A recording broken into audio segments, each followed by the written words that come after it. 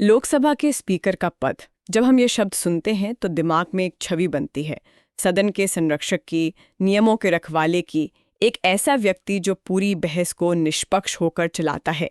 लेकिन क्या होगा अगर सदन को ही लगने लगे कि उनका संरक्षक पक्षपात कर रहा है?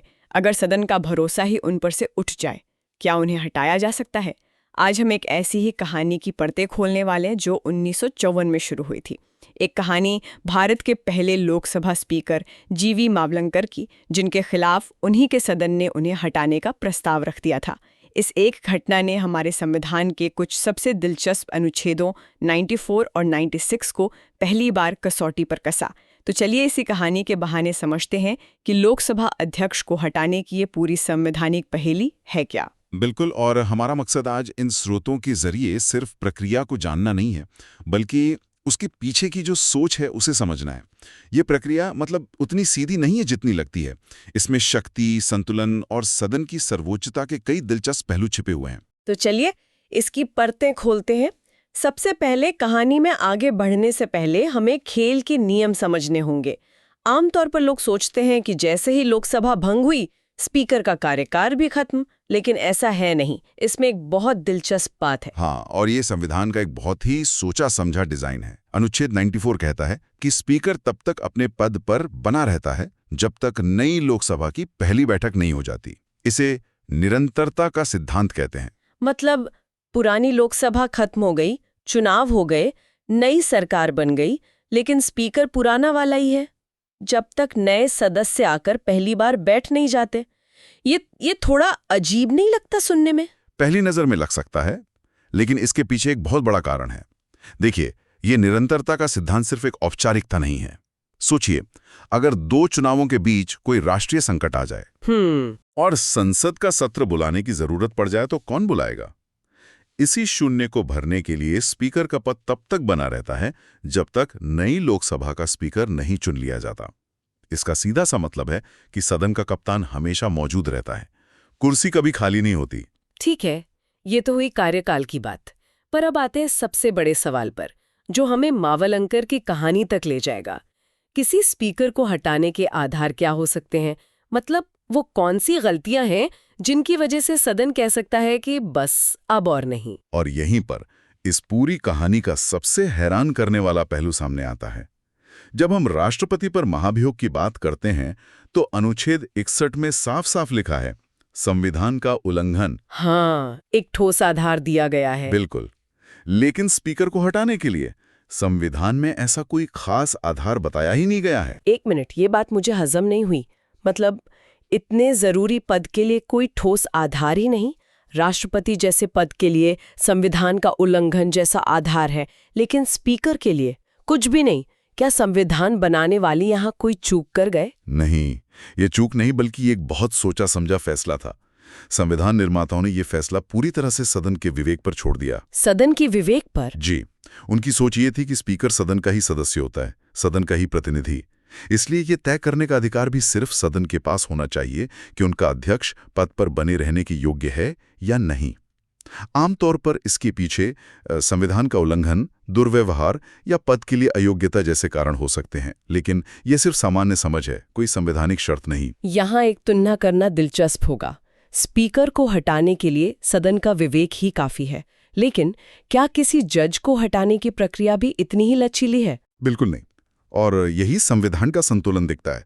सुप्रीम कोर्ट के जज को हटाने के लिए अनुच्छेद 124 में साबित कदाचार या अक्षमता जैसे बेहद सख्त आधार दिए गए हैं। अच्छा। और प्रक्रिया भी कहीं ज्यादा जटिल है, जिसमें संसद के दोनों सदनों में विशेष बहुमत की जरूरत होती है।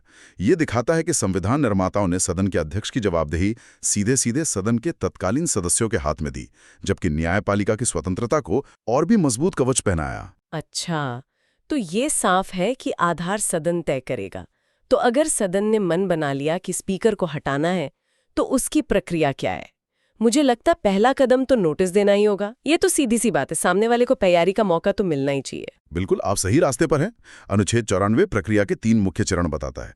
पहला, जैसा आपने कहा, एक प्रस्ताव लाने के इरादे का कम से कम 14 दिन पहले नोटिस देना अनिवार्य है। ये प्राकृतिक न्याय का सिद्धांत है, ताकि स्पीकर अपना पक्ष तैयार कर सके। और दूसरा कदम, सिर्फ एक या दो सदस्यों के कहने पर तो इतना बड़ा प्रस्ताव नहीं आ सकता। सही बात। दूसरा कदम एक फिल्टर की तरह काम करता है। जब प्रस्ताव सदन में पेश किया जाता है तो उसे चर्चा के लिए स्वीकार करने के लिए कम से कम 50 सदस्यों का समर्थन जरूरी है। अच्छा, 50 सदस्य। हाँ, ये सुनिश्चित करता है कि प्रस्ताव गंभीरता से लाया गया है और ये सिर्फ कुछ सदस्यों की नाराजगी का नतीजा नहीं है। और फिर आता है तीसरा और सबसे अहम कदम, मतदान। यहीं पर उस खास बहुमत की जरूरत पड़ती है जिसे प्रभावी बहुमत या इफेक्टिव मेजॉरिटी कहते हैं। चलिए इसे आसान भाषा में समझते हैं। हाँ, तो प्रभावी बहुमत का मतलब है सदन के सभी तत्कालीन सदस्यों का बहुमत। तत्कालीन सदस्य। हाँ, इसे ऐसे समझिए, मान लीजिए लोकसभा की कुल संख्या 543 है, लेकिन प्रस्ताव पर वोटिंग के दिन 13 सीटें खाली हैं। किसी सदस्य का निधन हो गया, किसी ने इस्तीफा दे दिया या कोई अयोग्य हो गया, तो इन 13 सीटों को गिना ही नहीं जाएगा। अच्छा, तो वो गिनती से बाहर हैं। जी, सदन की प्रभावी संख्या हुई 543 - 13 = 530। अब प्रस्ताव को पास करने के लिए इस 530 के आधे से ज्यादा यानी 266 या उससे ज्यादा वोटों की जरूरत होगी। मतलब अगर किसी पार्टी के 20 सांसदों ने इस्तीफा दे दिया हो तो उन्हें गिना ही नहीं जाएगा, जिससे बहुमत का आंकड़ा नीचे आ जाएगा।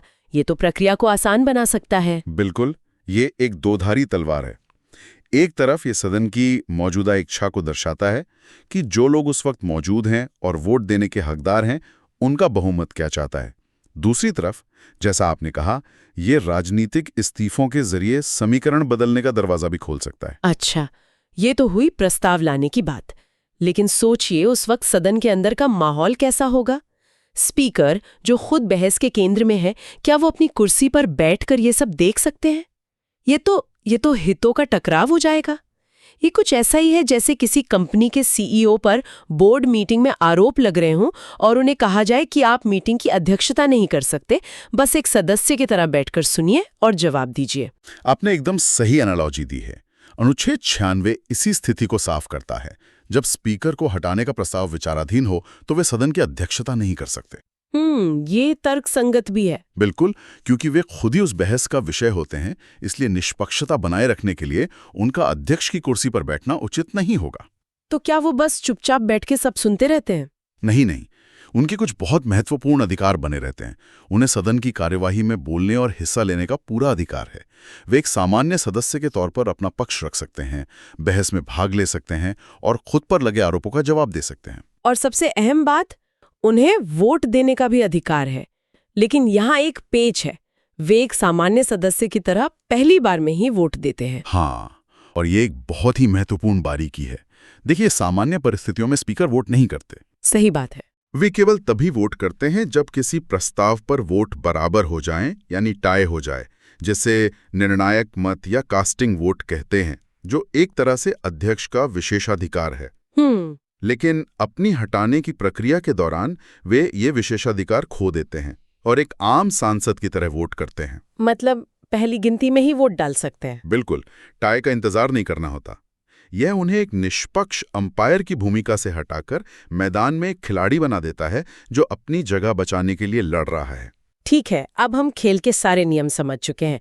14 दिन का नोटिस, 50 सदस्यों का समर्थन, प्रभावी बहुमत से मतदान और बहस के दौरान स्पीकर की बदली हुई भूमिका। अब वापस चलते हैं 1954 की उस कहानी पर। भारत के पहले स्पीकर जीवी मावलंकर के खिलाफ ऐसा प्रस्ताव क्यों लाया गया था? आखिर आरोप क्या थे? देखिए, वो प्रस्ताव सिर्फ एक संवैधानिक प्रक्रिया की परीक्षा नहीं थी, बल्कि उस वक्त की राजनीति का आईना था। आजादी के बाद के शुरुआती साल थे और विपक्ष अपनी जगह बनाने की कोशिश कर रहा था। आरोप ये थे कि स्पीकर मावलंकर, जो कांग्रेस पार्टी से थे, सत्ता पक्ष का मतलब जरूरत से ज्यादा साथ दे रहे थे और विपक्ष को अपनी बात रखने का पर्याप्त समय नहीं देते थे। तो मूल रूप से पक्षपात का आरोप था। जी, उन पर पक्षपात का आरोप लगाया गया था। तो सदन में जब ये प्रस्ताव आया तो माहौल कैसा था और उस समय के प्रधानमंत्री पंडित नेहरू की क्या भूमिका थी? माहौल बहुत तनावपूर्ण था। यह भारतीय लोकतंत्र के लिए एक अभूतपूर्व क्षण था। लेकिन उस बहस के दौरान प्रधानमंत्री नेहरू ने जो भाषण दिया, वो आज भी संसदीय परंपराओं के लिए एक मिसाल माना जाता है। अच्छा, उन्होंने सिर्फ मावलंकर का बचाव नहीं किया, उन्होंने स्पीकर के पद की गरिमा का बचाव किया। उन्होंने कहा था कि स्पीकर का पद किसी भी पार्टी लाइन से ऊपर होता है और उस पर इस तरह हमला करना पूरे सदन की गरिमा पर हमला करने जैसा है। उन्होंने तर्क दिया कि अगर सदस्यों को स्पीकर के किसी फैसले से असहमति है तो उसे उठाने के और भी तरीके हैं, लेकिन हटाने का प्रस्ताव एक परमाणु विकल्प जैसा है जिसका इस्तेमाल बहुत सोच समझकर होना चाहिए। तो नतीजा क्या निकला? प्रस्ताव पास हुआ या नहीं? नतीजा ये हुआ कि बहस के बाद जब प्रस्ताव पर वोटिंग हुई तो वो सदन में भारी अंतर से खारिज हो गया। खारिज हो गया? जी। तो ये सिर्फ एक प्रस्ताव का खारिज होना नहीं था, इसने भविष्य के लिए एक लक्ष्मण रेखा खींच दी थी कि स्पीकर के पद के साथ किस गंभीरता से पेश आना चाहिए। तो क्या मावलंकर के बाद कभी किसी और स्पीकर के खिलाफ ऐसा प्रस्ताव आया है? प्रस्ताव तो और भी लाए गए हैं, जैसे बलराम जाखड़ के खिलाफ या बाद में सोमनाथ चटर्जी के समय में भी कुछ मुद्दे उठे थे। लेकिन आज तक लोकसभा के इतिहास में किसी भी स्पीकर को इस प्रक्रिया के जरिए हटाया नहीं गया है। किसी को भी नहीं। किसी को भी नहीं। मावलंकर का मामला ही सबसे प्रमुख उदाहरण है जिसने इस संवैधानिक प्रावधान की पहली और सबसे महत्वपूर्ण परीक्षा ली। तो इन सब का मतलब क्या निकलता है? हमने देखा कि स्पीकर को हटाने की प्रक्रिया संविधान में दी गई है, 14 दिन का नोटिस, 50 सदस्यों का समर्थन और सबसे महत्वपूर्ण प्रभावी बहुमत से पारित प्रस्ताव। ये एक तरह का सुरक्षा कवच है। बिल्कुल, ये पूरी प्रक्रिया सदन के भीतर शक्ति संतुलन को बहुत खूबसूरती से दर्शाती है। 14 दिन के नोटिस और 50 सदस्यों के समर्थन की शर्त स्पीकर के पद को राजनीतिक सनक या छोटी मोटी असहमति से बचाती है।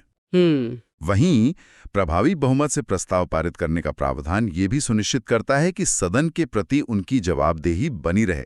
ये प्रक्रिया मुश्किल जरूर है, लेकिन जैसा कि मावलंकर के मामले ने दिखाया, नामुमकिन नहीं। और ये पूरी चर्चा हमें एक बहुत ही विचारणीय प्रश्न पर लाके छोड़ देती है। हाँ, कि संविधान निर्माताओं ने जानबूझकर स्पीकर को हटाने के लिए कोई ठोस आधार क्यों नहीं बताया और इसे सदन के विवेक पर क्यों छोड़ दिया? क्या ये लचीलापन संसदीय लोकतंत्र को मजबूत करता है क्योंकि ये सदन को अप्रत्याशित परिस्थितियों के अनुसार फैसला लेने की आजादी देता है? या फिर ये अस्पष्ट आरोपों के आधार पर राजनीतिक रूप से प्रेरित निष्कासन के लिए एक संभावित खतरा पैदा करता है, जहां बहुमत वाली पार्टी किसी भी असहमत स्पीकर को आसानी से रास्ते से हटा सकती है? ये एक ऐसा सवाल है जिसका जवाब हमारे लोकतंत्र की परिपक्वता पर निर्भर करता है।